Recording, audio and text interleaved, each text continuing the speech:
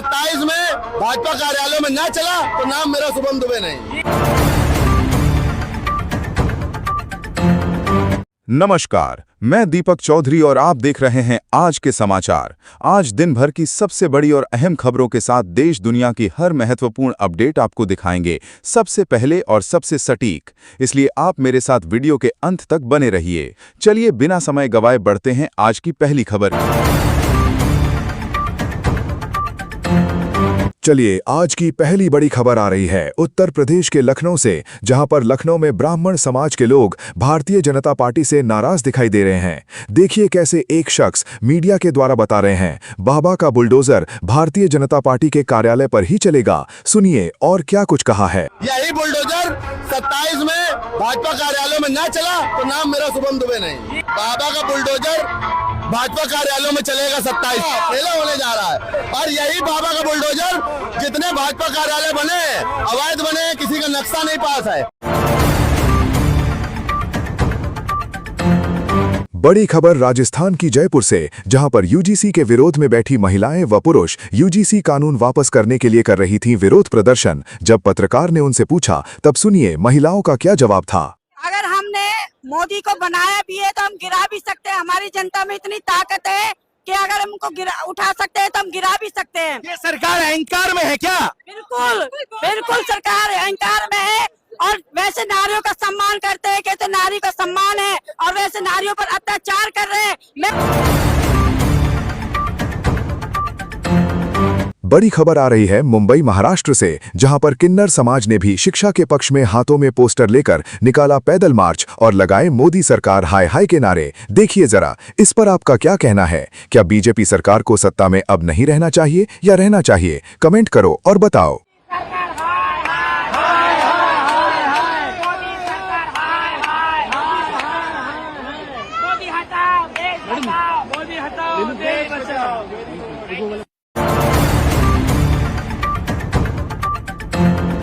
आज भारतीय जनता पार्टी के कामों से लोग बहुत ज्यादा नाराज हैं। जिस तरह से देश में आए दिन नए नए आंदोलन किए जा रहे हैं, कभी शिक्षा के पक्ष में तो कभी यूजीसी रोल बैक के विरोध में। कैसे एक शख्स बता रहे हैं अगर सरकार सही से कानून व्यवस्था नहीं चला पाई तो नेपाल जैसे हाल होंगे और मोदी सरकार को इस्तीफा देना पड़ेगा। सुनिए और क्या बता रहे हैं। भाई देखो, चुनाव तो ये बेईमानी से जीत रहा है, ये तो साफ हो गया है। और अब जनता मानेगी नहीं, जनता रोड पे उतरेगी और इनको हटा के फेंकेगी। जो नेपाल के अंदर हुआ है ये मुझे लगता है देश में ना हो जाए। हम नहीं चाहते ऐसा हो, लेकिन खुद ही प्रधानमंत्री इस्तीफा दे दे तो अच्छी बात हो जाएगी। उत्तर प्रदेश के पूर्व मुख्यमंत्री समाजवादी पार्टी के नेता अखिलेश यादव जी ने एक जनसभा को संबोधित करते हुए बिहार चुनाव की चर्चा की है, जिसमें बिहार के बांकीपुर में उप विधानसभा के हुए चुनाव में भारतीय जनता पार्टी को करारी हार का सामना करना पड़ा है। उसके लिए अखिलेश यादव जी क्या बता रहे हैं, ये चुनाव क्यों हारे हैं, इसके पीछे का क्या राज है, सुनिएगा। ये चुनाव जो हारे हैं, ये चुनाव इसलिए जानबूझ करके हारे, ये जनता को चेक करना चाहते थे कि बिना बेईमानी के हम जीत सकते हैं कि नहीं जीत सकते हैं। क्या अखिलेश यादव जी ने सही कहा है? अगर सही कहा है तो आप वीडियो को लाइक जरूर करें। पार्लियामेंट के अंदर कांग्रेस पार्टी के नेता राहुल गांधी जी भारतीय जनता पार्टी पर बड़ा आरोप लगाते हुए दिखाई दे रहे हैं। राहुल गांधी जी का कहना है भारतीय जनता पार्टी के लोग देश में नफरत फैलाने का काम कर रहे हैं। सुनिएगा जवाब देते हुए देश के गृह मंत्री अमित शाह जी ने क्या कहा है। अहिंसा हमारा प्रतीक है। अभय मुद्रा ऐसे कीजिए, ऐसे कीजिए, अभय मुद्रा। अभय की बात तो इनको करने का कोई अधिकार नहीं है। आपातकाल में पूरे देश को इन्होंने भयभीत करा, लाखों लोगों को जेल में डाला। दिन दहाड़े हजारों सिख भाइयों का कत्लेआम उनके शासन में हुआ। आज वो अभय की बात कर रहे हैं। आप बात समझिए, आप बात समझिए। ये इसलिए चिल्ला रहे हैं क्योंकि तीर जाके दिल में लगा है, दिल में जाके तीर लगा है, इसलिए ये चिल्ला रहे हैं। देखो चुप हो गए, देखिए स्पीकर साहब चुप हो गए सब।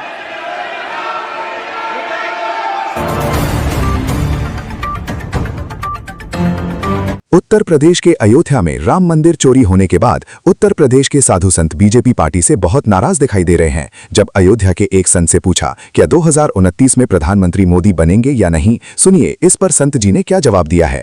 2029 में मोदी जी फिर से प्रधानमंत्री बनेंगे या नहीं बनेंगे? नहीं बनेंगे, नहीं बनेंगे, नहीं बनेंगे। झोला उठा के जाना पड़ेगा, झोला भी छीन लिया जाएगा इनका। क्या इनका जवाब सही है? अगर सही है तो आप कमेंट में जरूर बताएं 2029 में प्रधानमंत्री नरेंद्र मोदी बनेंगे या नहीं बनेंगे। वहीं राम मंदिर में हुई चोरी को लेकर उत्तर प्रदेश के मुख्यमंत्री योगी आदित्यनाथ जी का भी एक बड़ा बयान सामने आया है, जिसमें वो एक प्रेस वार्ता के दौरान बता रहे हैं राम मंदिर में हुई चंदा चोरी में एसआईटी की रिपोर्ट के अनुसार किसी भी एक साधु संत का नाम नहीं आया है। सुनिएगा और क्या कहना है योगी आदित्यनाथ जी का। अयोध्या के जिस प्रकरण में ये लोग चंदा चोरी की बात करते हैं, वहां चंदा चोरी ने चढ़ावा से जुड़े हुए एक प्रकरण का मुद्दा आया था। यहां 8 लोगों की गिरफ्तारी हुई। अभी एसआईटी की जांच चल ही रही थी कि माननीय उच्चतम न्यायालय में जो योजित एक पीआईएल थी, उसके तहत उच्चतम न्यायालय ने आगे की कार्रवाई के लिए एसआईटी के पुनर्गठन के साथ ही इस पूरे प्रकरण को अपने देखरेख में आगे बढ़ाया।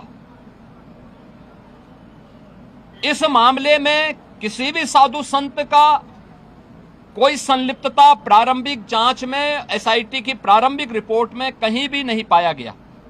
क्या सच में किसी साधु संत ने राम मंदिर में चोरी नहीं की है? इस पर आपका क्या कहना है? आप अपनी राय कमेंट में जरूर बताएं। दिल्ली जंतर मंतर पर चल रहे धरना प्रदर्शन पर प्रदर्शनकारियों ने लगाए नारे, देश का पीएम कैसा हो। सुनिएगा प्रदर्शनकारियों का क्या कहना है, देश का अगला प्रधानमंत्री किसे होना चाहिए। देश का पीएम कैसा हो, राहुल गांधी कैसा हो। देश का पीएम कैसा हो, राहुल गांधी कैसा हो। देश का पीएम कैसा हो, राहुल गांधी कैसा हो। देश का पीएम कैसा हो, राहुल गांधी कैसा हो। अगर आपको उनकी बात सही लगी है, सच में राहुल गांधी जी को देश का प्रधानमंत्री होना चाहिए, तो वीडियो को अभी लाइक करके अपने दोस्तों के साथ में शेयर करें। कांग्रेस पार्टी के राष्ट्रीय अध्यक्ष मल्लिकार्जुन खड़गे जी ने एक प्रेस वार्ता के दौरान कहा है, जहां के भी छात्र हों, चाहे पंजाब के हों, दिल्ली के हों, झारखंड के हों, हम सभी छात्रों के साथ हैं। सुनिए मल्लिकार्जुन खड़गे जी ने और क्या कुछ कहा छात्रों के बारे में। तो विद्यार्थियों के साथ हैं, झारखंड हो, पंजाब हो, दिल्ली हो, कहीं भी हो, हम राहुल गांधी जी विद्यार्थियों के साथ हैं। हरिद्वार में चल रहे कावड़ मेले पर बड़ा सवाल खड़ा करते हुए कहा है, आज कावड़ के नाम पर कावड़ियों में शामिल कुछ शरारती लोग हो गए हैं, जिन्होंने यहां तक कि बच्चों को भी नहीं छोड़ा है और पुलिस वालों तक को भी नहीं छोड़ा है, उनको भी पीटा है।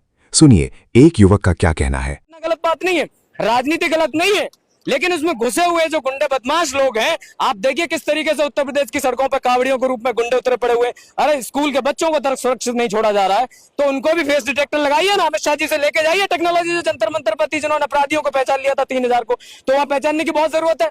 पूरे देश को बपौती समझ के रखा है, जिसका जो मंत्रालय कोई जवाबदेही नहीं है। गृह मंत्रालय को पूछो अरुणाचल प्रदेश में चाइना क्यों घुस आता है, तो उनको पता नहीं है। डिफेंस मिनिस्टर एंजॉय कर रहा है, नाटक चल रहा है इस देश में, और रील बना करके हेलो फ्रेंड्स कहते हो, शर्म नहीं आती आपको? अगर इनका कहना सही है तो आप अपनी राय कमेंट में जरूर बताएं। क्या कावड़ यात्रा में सच में यही हो रहा है? बड़ी खबर आ रही है उत्तर प्रदेश के प्रयागराज से, जहां छात्रों की गूंज का एक प्रोग्राम होने वाला था, जिसकी परमिशन सरकार ने पहले तो दे दी, लेकिन बाद में इसकी परमिशन को रद्द कर दिया गया, जिसमें छात्रों की गूंज के प्रोग्राम में राहुल गांधी जी छात्रों को संबोधित करने वाले थे। सुनिएगा इस पर समाजवादी पार्टी की महिला सांसद इकरा हसन जी क्या बता रही हैं। देखिए ये सब भाजपा की सरकार जिस तरीके से केंद्र में आंदोलन हुआ और इनकी जमीन को हिलाने का काम किया, अब क्योंकि उत्तर प्रदेश में चुनाव भी सर पर है, तो वहाँ की सरकार जो सबसे निकम्मी सरकार रही है, कोई उनका ऐसा काम नहीं है जिसे वो गिनवा सके। उन्हें ये खतरा है कि वहाँ पर अगर इस तरह की आंदोलन की शुरुआत हुई तो वहाँ वहाँ पर उनकी और पोल पट्टी खुल जाएगी। इसीलिए लगातार हिंदू मुस्लिम जैसे मुद्दों पर ही वो सरकार आई हुई है। उनके पास विकास का कोई मुद्दा है न, बच्चों के लिए कोई आश्वासन है, तो जाहिर सी बात है क्यों वो वहाँ परमिशन देंगे। लेकिन ये गैर संवैधानिक भी है और लोकतंत्र में सबको अधिकार है कहीं भी जाने का। किसी को रोकना उस सरकार की कमजोरी दर्शाता है। अगली बड़ी खबर आ रही है कुशीनगर उत्तर प्रदेश से, जहां पर निषाद समाज के लोगों ने भारतीय जनता पार्टी से नाराज हाथ में गंगा जल लेकर खाई कसम, हम भारतीय जनता पार्टी को वोट नहीं देंगे। सुनिएगा निषाद समाज के लोग वोट क्यों देना नहीं चाहते हैं, इसका कारण क्या है, क्या कह रहे हैं। जल हाथ में लेके और कसम खा रहा है, हम गंगा पुत्र हैं और गंगा की मैया का कसम खाते हैं, गंगा जल लेके हाथ में कसम खाते हैं कि जब तक हमारे समाज का आरक्षण नहीं लागू करेगी सरकार, तब तक हम लोग भारतीय जनता पार्टी को वोट एक भी नहीं देंगे। बिहार के मुख्यमंत्री सम्राट चौधरी जी ने एआई का नाम लेते हुए एक जनसभा में जनता से कहा है, अगर लोग एआई से जुड़ जाएं तो ये पता लग जा सकता है कहां किसको क्या परेशानी हो रही है। सुनिए सम्राट चौधरी जी एआई के बारे में क्या बता रहे हैं। इच्छा नहीं कर सकते, लेकिन यदि एआई से जुड़ जाएं तो 5 मिनट में पता चलेगा कि फलाना पंचायत में फलाना बूथ नंबर पर जनता को क्या कष्ट हो रहा है, वहां क्या दिक्कत आ रही है, वहां लोग क्यों चिंतित हैं, और आपको एक रिपोर्ट की व्यवस्था हो जाएगी। इसलिए हम लोगों ने एक समय के बाद, जब भागलपुर में हम लोग 211 डिग्री कॉलेज का पूरे बिहार में शुरुआत कर रहे थे, उसी दिन एआई और कंप्यूटर साइंस पर एक यूनिवर्सिटी बनाने की कल्पना को सरजमीन पर लाया। और आप तमाम विधायकों को भी मैं धन्यवाद देता हूं, सबने समर्थन करके दोनों सदन से पारित करके महामहिम के पास भेजने का काम किया। क्या सम्राट चौधरी जी की बात सही है?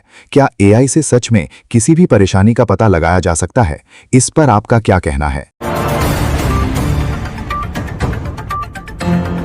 सुप्रीम कोर्ट के वकील राजेंद्र पाल गौतम जी प्रयागराज में होने वाले छात्रों की गूंज प्रोग्राम को लेकर एक प्रेस वार्ता के दौरान बता रहे हैं, छात्रों की गूंज का जो कार्यक्रम है उसे सरकार होने देना नहीं चाहती है, लेकिन राहुल गांधी जी छात्रों की गूंज जो कार्यक्रम है उसे करना चाहते हैं या नहीं। सुनिएगा राजेंद्र पाल गौतम जी क्या बता रहे हैं। प्रशासन जिस तरीके से दबाव बनाकर उस प्रोग्राम को रद्द करवाने की कोशिश कर रहा है, तो एक बात तो हम स्पष्ट कर दें कि प्रोग्राम हम वहीं पे करेंगे। राहुल जी आएंगे और छात्रों की गूंज प्रोग्राम वहां होगा। लाखों छात्र रजिस्ट्रेशन कर चुके हैं, पूरे उत्तर प्रदेश ही नहीं पूरे देश के छात्र प्रयागराज के कार्यक्रम का इंतजार कर रहे हैं। सभी प्रकार की तैयारियां और सभी प्रकार की रिक्वायरमेंट्स हम लोगों ने पूरी की हैं। मैनेजमेंट हमको बता रहा है कि ऊपर से उनको बहुत दबाव बनाया जा रहा है, और जिस ग्राउंड को लेके वो दबाव बना रहे हैं कि स्कूल डिस्टर्ब हो जाएगा, पढ़ाई बच्चों की डिस्टर्ब हो जाएगी। पहली बात तो कार्यक्रम शनिवार को शाम को 5 बजे है, अगले दिन संडे है, तो स्कूल डिस्टर्ब करने वाली कोई बात ही नहीं है। दूसरी बात, इधर पश्चिम उत्तर प्रदेश में जहां से कावड़ की यात्रा निकले, लोग कावड़ लेने जा रहे हैं, वहां तो स्कूल ही बंद कर दिया परमानेंट। 10-15 दिन के लिए स्कूल बंद कर दिए, रास्ते सारे बंद कर दिए। तो ऐसा तो नहीं चलेगा कि आप पूरे सिस्टम को अपने तरीके से हाईजैक करके चलाएं, कानून को अपनी मर्जी से आप इस्तेमाल करें, ऐसा तो नहीं चलेगा। तो आपका ग्राउंड बड़ा वीक है।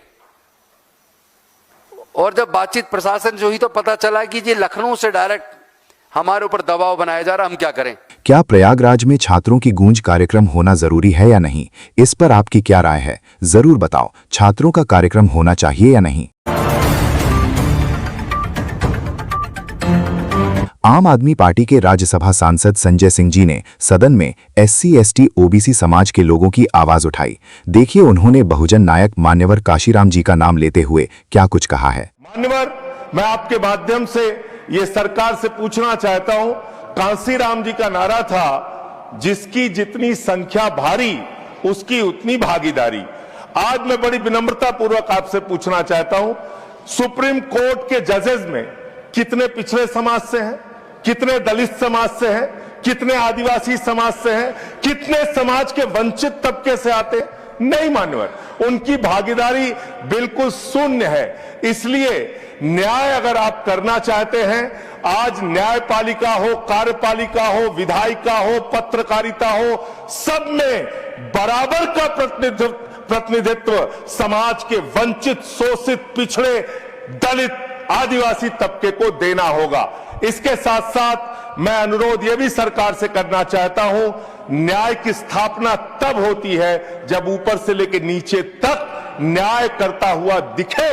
लेकिन बड़े अफसोस की बात है, 15 साल की बच्ची से प्रधानमंत्री लड़ेंगे तो कैसे न्याय होगा? सर, अगर आप इनकी बात से सहमत हैं तो इस वीडियो को अपने और दोस्तों के साथ लाइक शेयर जरूर करें।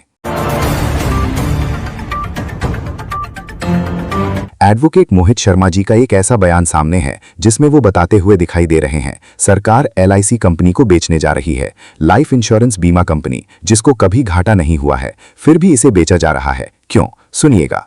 ऐसे लोग हैं, इनको पत्रकार पता नहीं किसने बना दिया। इन्हें ये नहीं दिख रहा कि सबसे ज्यादा अत्याचार मोदी की सरकार के राज में हिंदुओं के ऊपर ही हो रहा है। हिंदुओं को आपस में लड़ा रहे हैं। किसी को ये कहते हैं कि ये SC है, किसी को कहते हैं ये ST है, किसी को कहते हैं ये OBC है। हिंदुओं को आपस में लड़ा रहे हैं। हिंदुओं की बेटियों की इज्जत और आबरू लूट रही है। वो लूटने वाले भाजपा के नेता हैं, तब भी इनको दिखाई नहीं दे रहा। एक चश्मा खरीद लो, ये अंधभक्ति का चश्मा उतार के वो चश्मा खरीदो, तब आपको दिखाई देगा देश में क्या चल रहा है। लोकसभा स्पीकर ओम बिरला जी ने कुर्सी पर बैठते ही जितने भी सदन के सदस्य थे सभी को नसीहत देते हुए क्या कुछ कहा है। सदन की कार्यवाही को आप लोग चलने नहीं देते हैं, जबकि देश की जनता सदन की कार्यवाही को सुनना चाहती है। सुनिए इस पर क्या बता रहे हैं ओम बिरला जी।